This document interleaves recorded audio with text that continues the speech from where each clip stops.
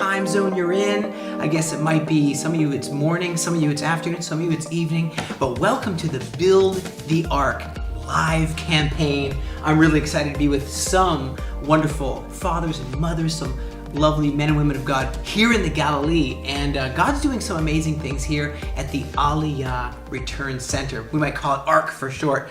And I want to just introduce some of us right away. So we have Stephen Little. He's going to be talking a little bit about agricultural initiative, what God is doing. Garrett Rubio, he's going to be sharing a little bit about some of the Ambassador Academy and the education, the curriculum. And Eleanor Beam, she's going to be sharing about the life of volunteers here and what goes on the ground, boots on the ground here. Moshe Mailsman, a little bit about vertical Galilee House of Prayer and the events and what God is doing, moving and shaking. Christina Cohen, she does so much around here, but she's going to be talking about this hospitality and really what God's doing. But we want to start off with saying just how thankful we are for you guys. Really, this place is a charity. It would not run without the hours and hours of volunteer, labor that's gone in here and still does. This place wouldn't exist without the donations. God has a plan for each and every nation, especially the donations. No, but it is needed. I'll tell you, this whole Corona time has been hard for the whole world. It's been hard for the land of Israel and the people of Israel too, and the new immigrants who come here. Let me tell you what, I'll just straight up confess, we thought we might even have to close the entire charity here and stop helping everybody we're helping. And we realized it's only we went into a little fasting and prayer, but really there's so much that's going on. We're seeing that we're still running, and money has still come in. I know monthly support really is something that would give this place more stability. Many one-time gifts have come in. But I want to share a little bit about what is Aliyah. You know the word Aliyah, which means ascension, but of course it means the return of the Jewish people to the Promised Land. Many around this table have returned to the Promised Land, and many on this property are being housed. And the kibbutz, which is right over here, it's called Beit Zera, so that really means the house of the seed. And I always say, well, hey, as people sow financial seed into the house of seed, we're able to provide houses for Abraham's seed. Mm-hmm. We renovate these old buildings, and there's a lot of pushes and pulls, which bring the Jewish people here. It's not that they just find us on Facebook. Sometimes, government agencies, sometimes embassies of Israel from different places in the world would then say, hey, can you house these people? And our buildings are full. We have 2 buildings dedicated just to immigrants. There's many other things going on as well. We're full. I know we want to renovate more. We want to finish a vertical Galilee House of Prayer too. And God's going to do all that. But even just the basic budget of surviving, I know it's good to be honest and talk about that. And but there's pushes and pulls, which bring them here. There's anti-Semitism. Even in light of Corona, there's financial shifts and changes, which are causing, there's 6 million Jewish people in the United States alone.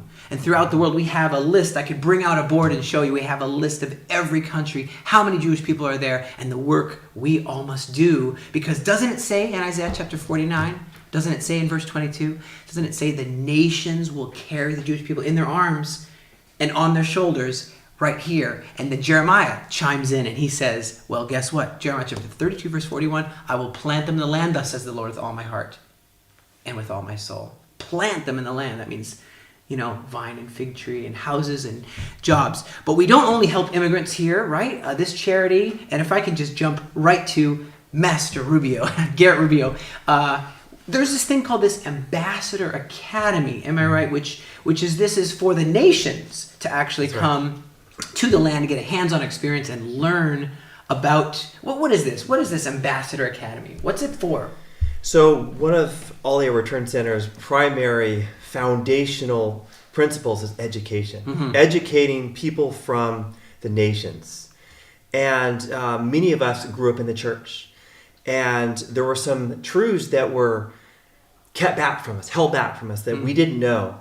That God actually has a prophetic call and plan for the Jewish people and the state of Israel. Mm-hmm. And this education is really something that we need in our day. And we're seeing it even more. People want to know. So how can I fit into God's plans and purposes? I want a heart after God, people say. We all say it. I want a heart after God. And we want to educate what is on God's heart, what is beating in his heart, what is really his desire for us. And do we have a role to play in that? Right. Isaiah prophesied, Jeremiah prophesied. Was it just for them back there? Were they just saying someday in the future? No, it's today. God is doing a work today. And this ambassador program, there's a couple different levels of it. One's more intensive, one's a little bit longer. The longer one is the DJI, Discipleship Journey Israel. And this is an opportunity for people from all over, all nations, all backgrounds to come and learn together about God's prophetic call. Right, and whether or not it's the longer 2-month or the shorter 1 month, where you get half in Jerusalem, half in the Galilee, you're able to interact. I know most people come to this land and they meet 2 Israelis. Yes. One is their bus driver, the other one is their tour guide. And they were so great. Of course they were great, but we got to be able to reach out to those living stones. We got to be able to connect, forge relationships, and meet people of faith, meet people in the government, meet people that are pioneers here, meet and just see historically what God's done. What is he doing today? And what is he planning to do with Israel and the nations together? I know you went through that. That's right. And you feel your life was changed? Absolutely. So my personal testimony is I was part of the 2-month Discipleship Journey Israel, DJI for short, program. And it changed my life. So and you're an ambassador now? It's the Ambassador Academy. So you're you have an ambassador's attaché. What is that? So the whole point, as we know, ambassadors, they're to represent some country or something. And in this sense, we bring people, which I'm one of them, an ambassador. And we get to learn how to rightly represent God's heart, God's prophetic call. And you might say, what do you mean? Who do I represent it to? Well, just think about it. It's your community. It's your church. Someone comes up to you and goes, I heard that, our country wants to divide Israel. What do you think about that? And you have, as an ambassador, God's answer for that question. Right. So it's answering the question with a question and also have an answer for that question. And I love how people say we're not just reading the Bible. Once they go through the Ambassador Academy, they say we're in the Bible. Jeremiah, Isaiah, Amos, they spoke about me in Milwaukee, about me in China, about me in Hong Kong, about me in Singapore, wherever they're from. God's speaking about us coming together for this time of history, and this is a very special time. I mean, so I know right now we weren't able to do it this year because of the COVID-19 restrictions and so on, but we could still do something online. That's right. I mean... Yeah, that's right. Online is another education opportunity that we have, and we're looking at strategizing for future online teaching opportunities. Yeah. And this requires, by the way, a big cost as well.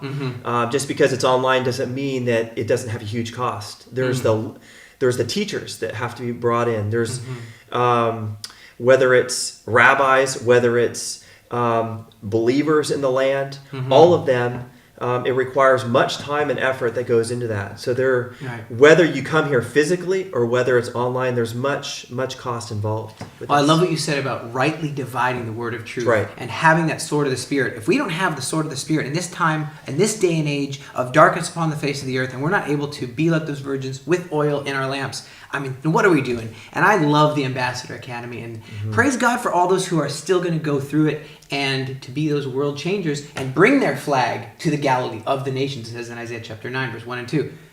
They're going to represent the Galilee of the nations with their flag. But it's not just about seeing those colors. We have 53 nations represented here who have come and brought, they're maybe not all world leaders, but when they come here and they put it, they're committing to pray.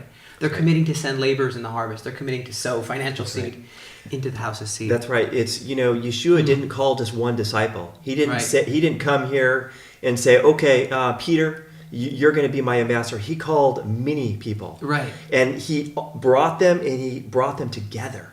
Yes. Because the whole idea is a togetherness in this learning.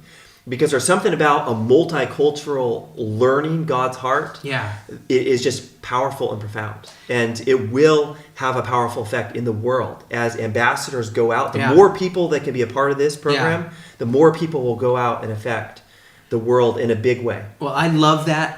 It's not sitting in a classroom, friends. It is, this land is your class. You can't beat this classroom. This is the best classroom to study the Bible in the actual places where the Bible happened throughout this land.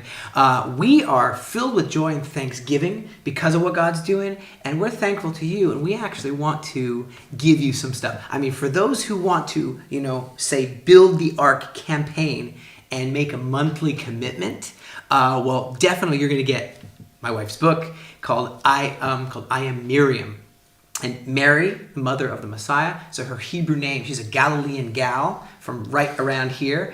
And so it's a really good book, by the way. We want to give that to anyone who makes a monthly commitment of $100 or more. You are going to get this book. Just put in there, the Build the Ark campaign.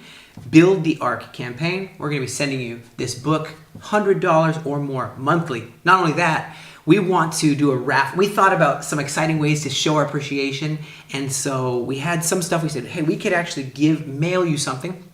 We have a one-of-a-kind, this is hand-woven sheep's wool, made by hand, and we only have really one that we're going to give away. So we're going to put all the names in a hat of anyone who's now choosing to give monthly $100 or more. Well, your name's going to go in this hat, and at the last day of Hanukkah, on the final night, it's an 8-day, the oil burned for 8 days. And you're going to see 8 days of live events happening for Hanukkah. On the very last day, there's going to be a name drawn out of the hat, out of those who have given this commitment to stand to build the Ark, And not only that, there's a Israeli ram's horn. This is from these mountain goats that King David would have seen skipping and hopping through these mountains. So we're going to give you a ram's horn as well. So 2 names are going to be pulled out of the hat. And not only that, I don't know how much you know about the membership that we have. We have these, we'll talk about it a little bit more, but we have this ability to stay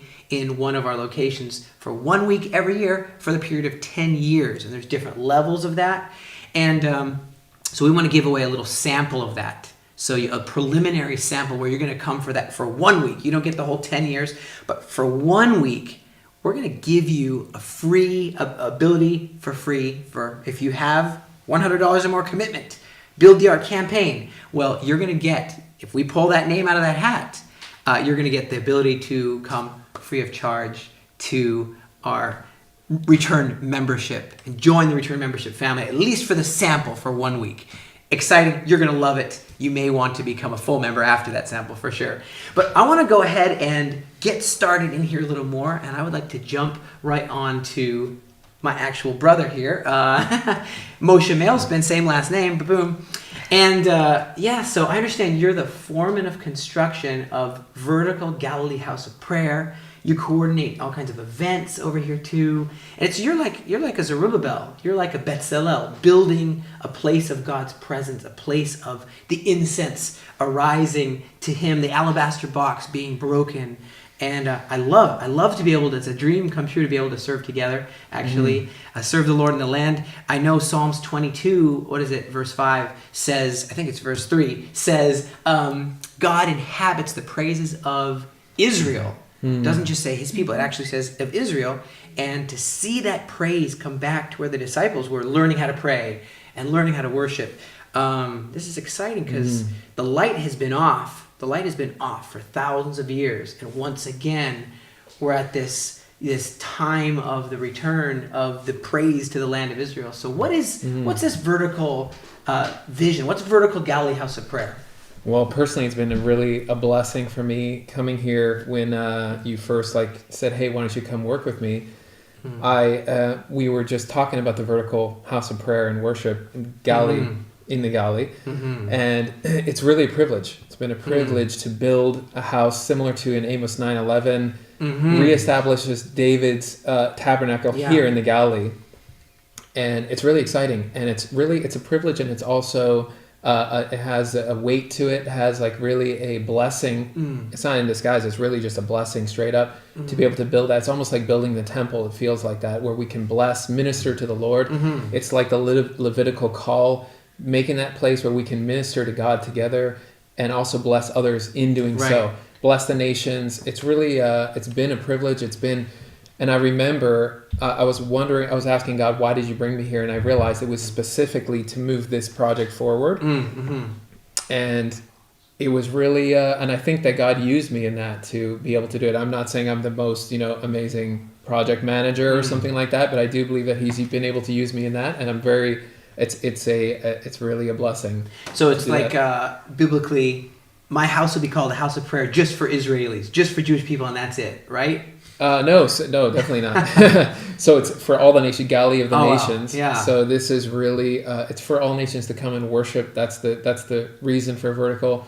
So you're building. There's 3 stories. You're renovating rooms over there, and you got this whole kitchen. And you got a. It's really exciting. It's really exciting. When the project's finished, people will be able to stay and pray here 24/7. Come in. They can stay.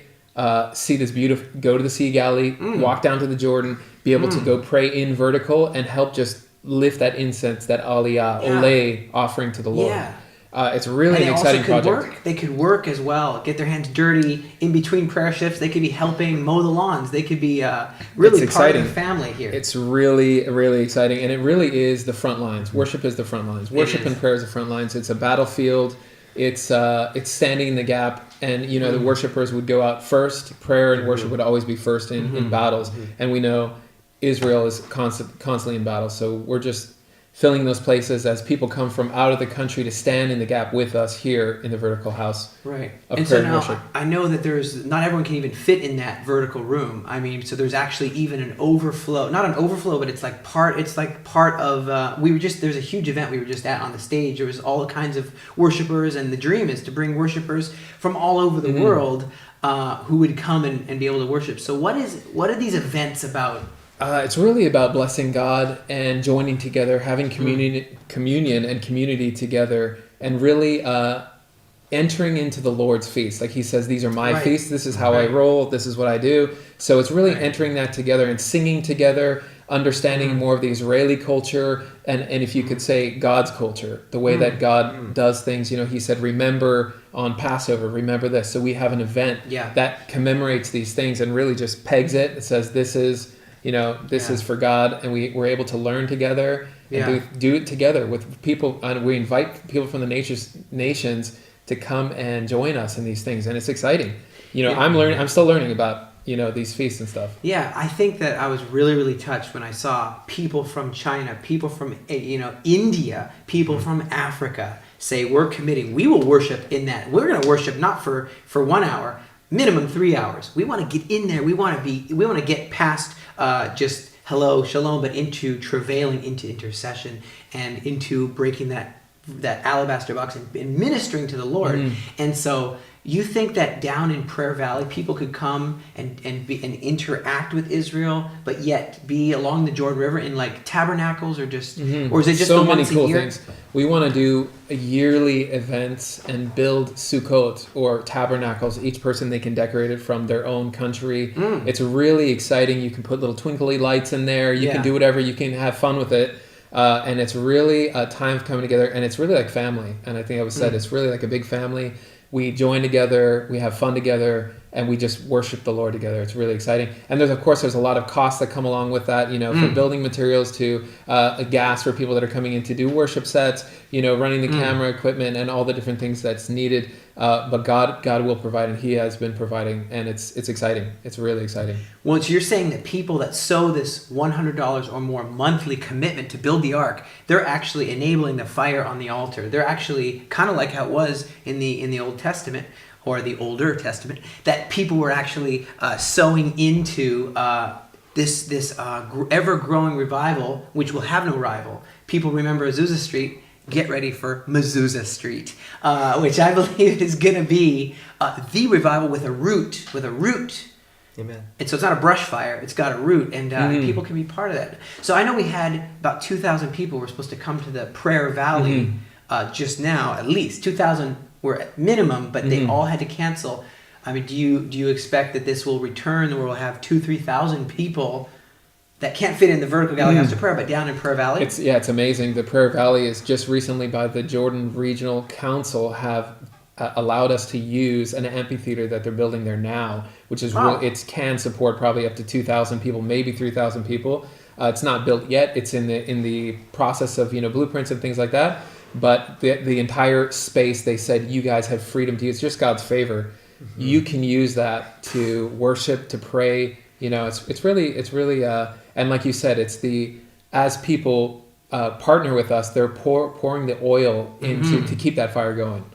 I sense that the fact that we're on the Jordan River, like who's on the Jordan River. In fact, I don't know any along the entire Jordan River. There aren't really an ability to be at the Jordan River, which that ability is so unique. And the Jordan River surrounds the Prayer Valley island there. I just think it's something God's setting up for people to make a decision to recommit their life to also sow into something that's building His kingdom. Praise the Lord. Hey, it's wonderful serving with you. You too, man.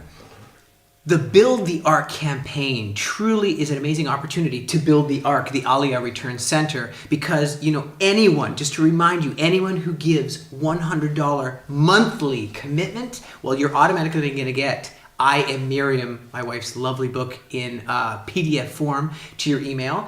Make sure you put in there Build the Ark campaign in the notes. Also, of course, your name is going to go into a hat where 3 things are going to be within this list of names. So one of the things is a real ram's horn, a lovely ram's horn. See if I can. There we go. So a lovely ram's horn from right here in the land. A hand-woven prayer shawl. I mean, it's hand-woven from these wonderful sheep. And I just think that it's amazing. We only have one of these. And then, of course, we want to give you the ability to sample what a return member, what his or her life is here. I mean, joining in with the local congregations and being part of the prayer house, being part of the team. And it's just beautiful. So you're going to get that preliminary sample of 1 week, It's not the whole membership, just 1 week. And we're going to put those names in a hat and shake it up a bit. And at the last night of Hanukkah, which I believe is the 17th of December.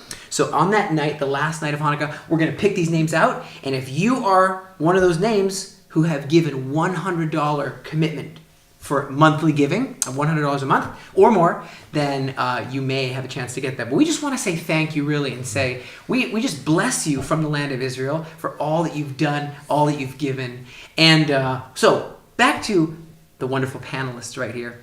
One of the things that I really, really appreciate reading the Bible is seeing the promise of the plants, of the agriculture returning. It talks about the people returning, the ingathering. It talks about building the houses, but it also says they will plant their garden, doesn't it? In Amos chapter 9, verse 14, 15, it says, when the Aliyah of the Jewish people happens, it's going to be miraculous that the land is going to show a sign, and that's agriculture. So you're here doing agriculture. What can you tell us a little bit about what that's like, and what kind of impact is that having on people here? Yeah, well, here at the Aliyah Return Center, we're on a property about 10 acres large, about 40,000 square meters.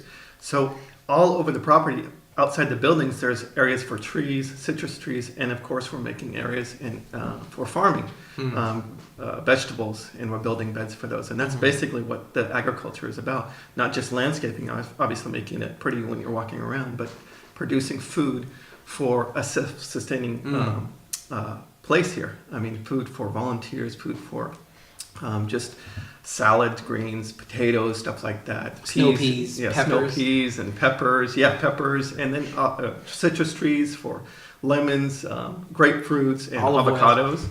Yes. And so this is basically what the goal of it is, to produce fruit here.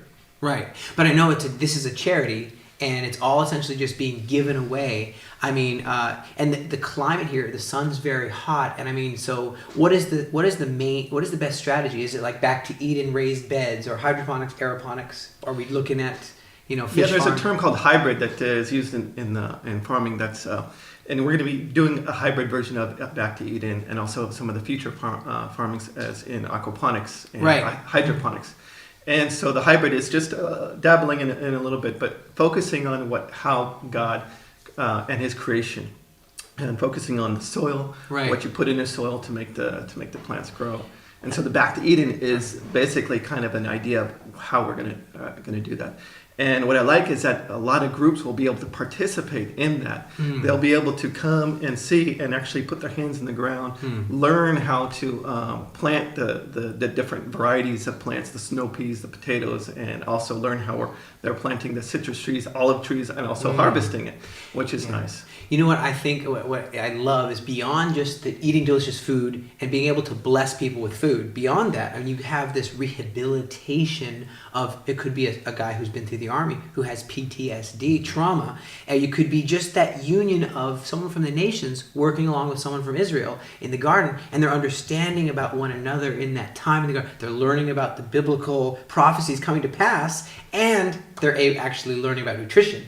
And so this whole agricultural school that's here, do you think that's going to be blessed in some way through this? Absolutely. I mean, like you said, the PTSD survivors, that people that suffer with these things, it's very therapeutic. I mean, people go to seminars and workshops and stuff like that to seek out this type of therapy, and they get to be here and experience it, which is going to be just, it's an awesome thing to experience, because putting your hands, and also learning, like you said, because we're growing things like hyssop, that is a biblical plant that was, and things like that, so they can actually see and learn how it was in the Bible times, and seeing what will they be producing, and then relieving stress by actually getting down into their hands, into the soil, and experiencing for themselves.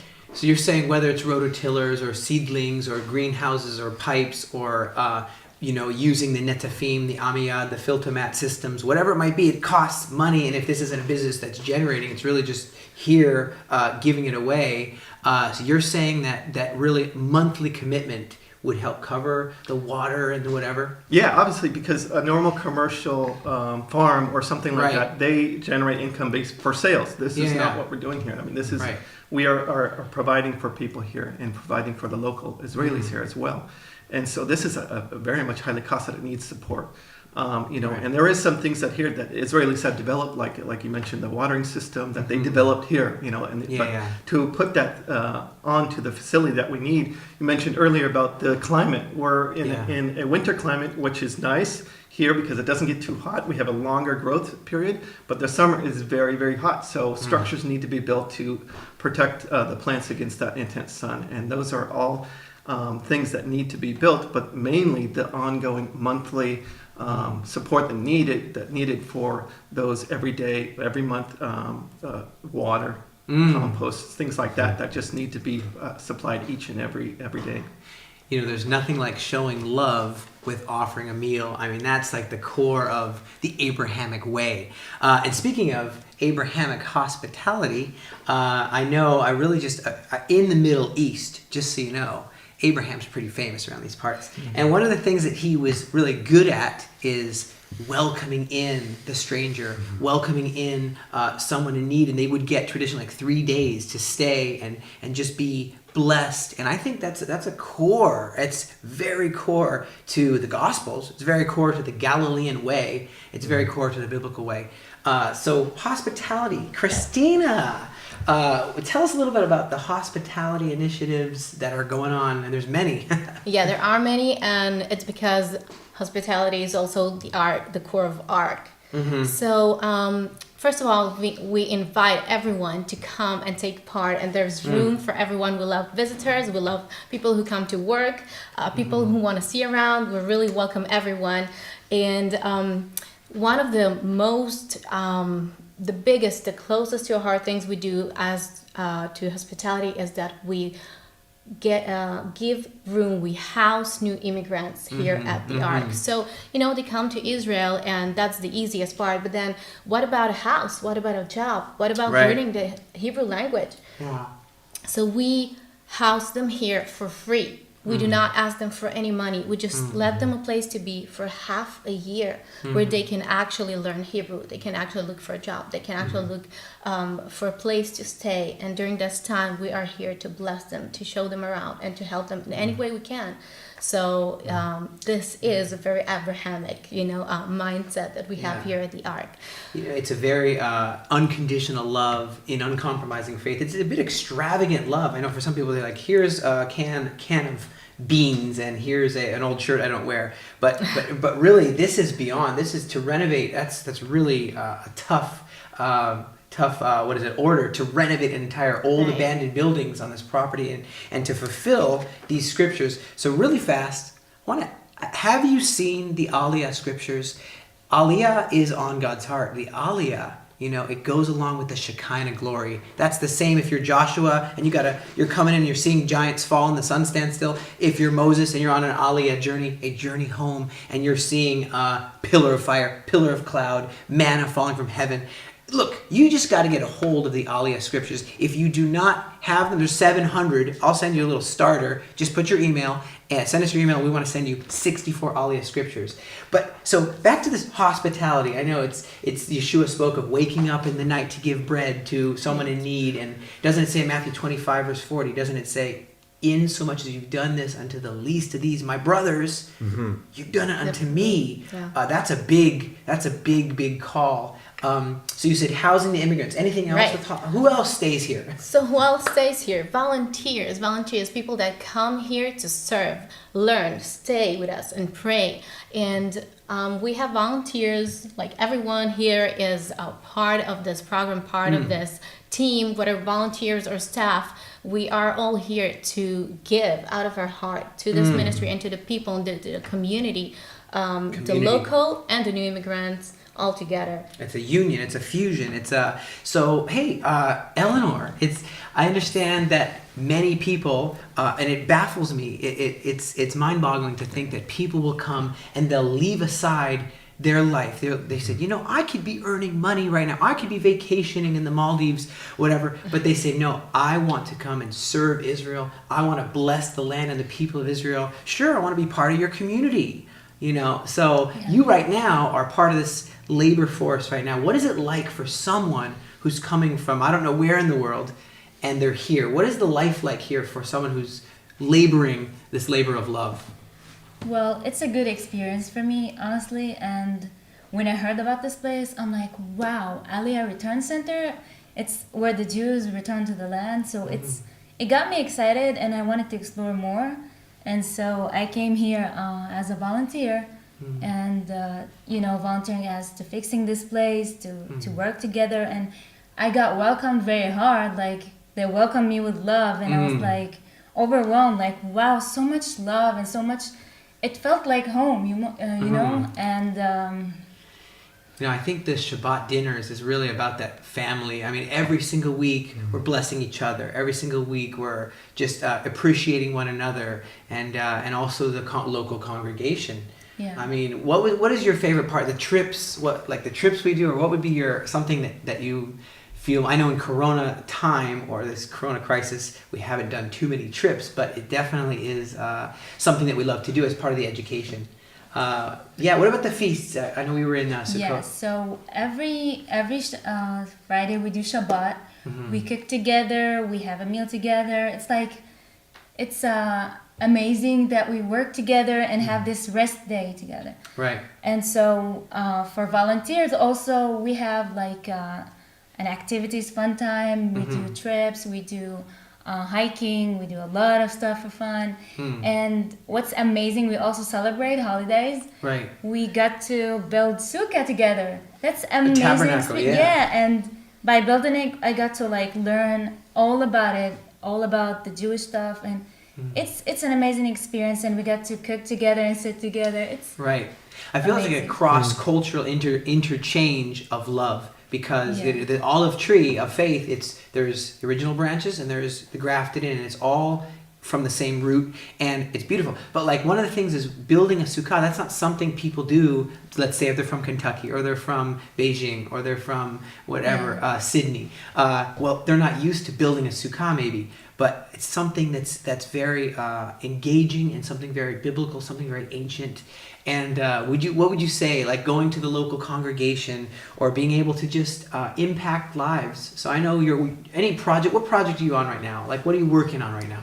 Well, right now I'm working at the secondhand clothing place. It's people from all over the world. They donate clothes for us to give the poor people and the families that are in need.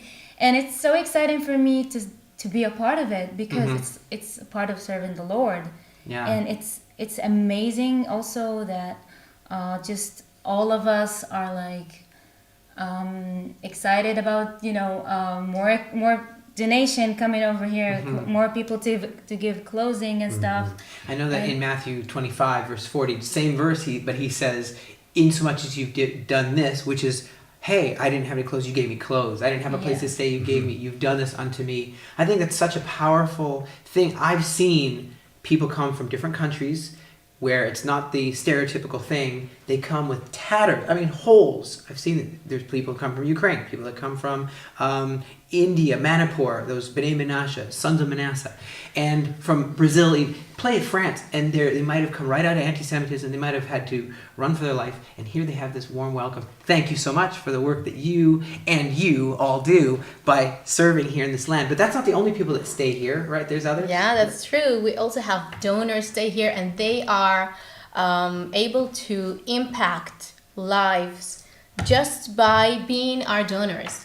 So we have what we call membership program, and the membership program is basically your opportunity as a donor to impact lives of new immigrant families by committing for a donation and then being able to, with this donation, pay for 10 Jewish immigrant families to stay here with us. You're covering the cost, but you also get to enjoy it yourself. So you are able to come once a year for 10 years and stay here with us for a week. And you can stay in Tiberias downtown and see the Sea of Galilee, or you can stay with us here on location in the Pastoral Kibbutz and just be a part of what we're doing. You are welcome to rest, to take time with the Lord in the morning, go down to the prayer valley and pray, but you are also welcome to be part, hands-on in our projects and just feel the heart of God to his people and bless them practically.